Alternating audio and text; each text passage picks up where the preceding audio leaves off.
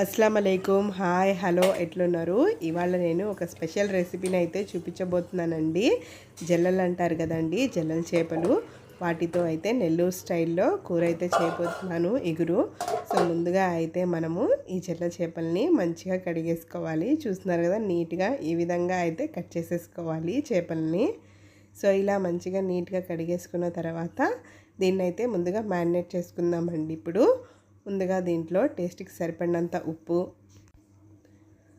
తర్వాత ఒక పావు టీ స్పూన్ పసుపు అండి.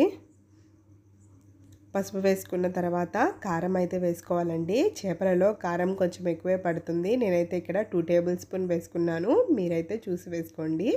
తర్వాత 1 టేబుల్ స్పూన్ ఫిష్ మసాలా అండి. ఈ ఫిష్ మసాలా అనేది మనకి ఈజీగా సూపర్ మార్కెట్లో దొరుకుతుంది, చాలా బ్రాండ్స్ ఉంటాయి. సో ఇవన్నీ వేసేసుకున్న తర్వాత ఈ మసాలాలన్నీ మన చేపలకి మంచిగా పట్టేటట్టు ఒకసారి చేత్తో ఈ విధంగా మిక్స్ చేసేసుకోండి. మంచిగా మిక్స్ చేసేసుకున్న తర్వాత ఇప్పుడు దీన్ని మూత పెట్టేసుకొని ఒక 5 మినిట్స్ పాటు పక్కన పెట్టేయండి. 5 నిమిషాల తర్వాత అయితే మీకు చూపిస్తున్నాను నేను. 5 నిమిషాల తర్వాత ఇలా సన్నగా తరిగి పెట్టుకున్న 3 మీడియం సైజ్ ఆనియన్స్ని అయితే వేసేసుకోవాలి. ఈ విధంగా 2 పచ్చిమిర్చిని చిల్ చేసుకొని వేసేసుకోవాలండి. తర్వాత ఫ్రెష్గా కచ్చాపచ్చాగా దంచుకున్న అల్లం వెల్లుల్లి పేస్ట్ 1 టేబుల్ స్పూన్ అండి, అది కూడా వేసేసుకున్న తర్వాత 4 టేబుల్ స్పూన్ల ఆయిల్ అయితే వేసేసుకోండి. మనకి చేపలలో ఆయిల్ ఎక్కువే పడుతుంది కాబట్టి 4 టేబుల్ స్పూన్స్ అయితే సరిపోతుంది. ఇప్పుడు ఈ మిశ్రమాన్ని అంతటిని కూడా మంచిగా మిక్స్ చేసేసుకుందామండి. మసాలాలు అలాగే మనం వేసుకున్న ఆనియన్స్ అన్నీ మంచిగా మిక్స్ అయిపోవాలి ఈవెన్గా. ఇలా చేత్తో అయితే మిక్స్ చేసేసుకోవాలి. ఇలా మనం మంచిగా మిక్స్ చేసేసుకోవాలండి. ఇలా మిక్స్ చేసేసుకున్న తర్వాత వాటర్ అయితే వేసేసుకుందాము. ఇంకా లాస్ట్లోకి 1 గ్లాస్ వాటర్ అయితే కరెక్ట్గా సరిపోతాయండి.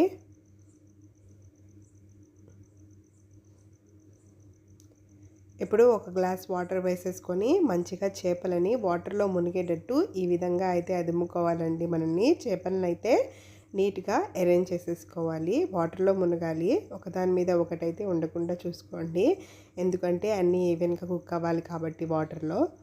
సో ఈ విధంగా చేపలన్నీ వాటర్లో మునిగేటట్టు అదుముకున్న తర్వాత ఇంకా డైరెక్ట్గా స్టవ్ మీద పెట్టేసుకొని కుక్ చేసుకోవడమేనండి. ఇప్పుడు మనం ఈ బాండీని అయితే స్టవ్ మీద పెట్టేసుకుందాము. స్టవ్ మీద పెట్టేసుకొని మూత పెట్టేసుకొని కుక్ చేసేసుకుందాము. ఆ ఆవిరికి మన చేప ముక్కలు అనేవి మంచిగా ఉడికిపోతాయండి. సో ఇప్పుడైతే నేను మూత పెట్టేస్తున్నాను. ఈ విధంగా మూత పెట్టేసుకొని కుక్ చేసుకున్న తర్వాత 5 మినిట్స్కి మీకు చూపిస్తున్నాను.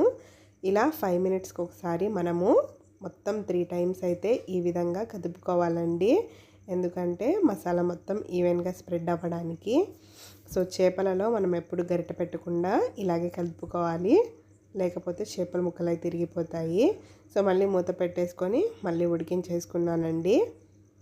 ఇంకో 5 మినిట్స్ తర్వాత చూపిస్తున్నాను. ఆయిల్ అయితే పైకి సపరేట్ అవ్వడం స్టార్ట్ అయింది ఇప్పుడు, కానీ వాటర్ అయితే ఇంకా ఉన్నాయి కాబట్టి ఇంకాసేపు అయితే కుక్ చేసుకోవాలి.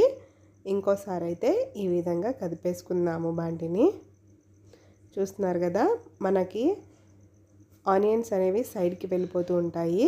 ఇలా మంచిగా మిక్స్ చేసుకోవడం వల్ల ఆనియన్స్ కూడా ఈవెన్గా స్ప్రెడ్ అయిపోయి కుక్ అయిపోతాయి.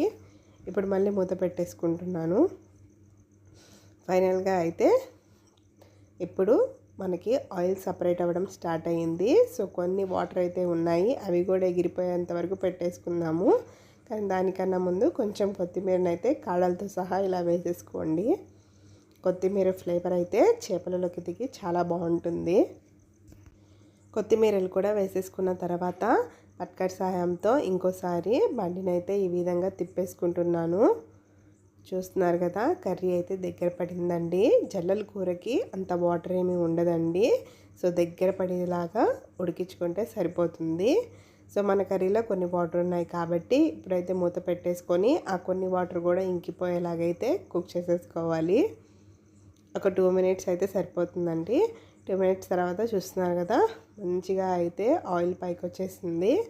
సో ఇప్పుడైతే వాటర్ కూడా మనకు అంతగా ఏమి లేవు.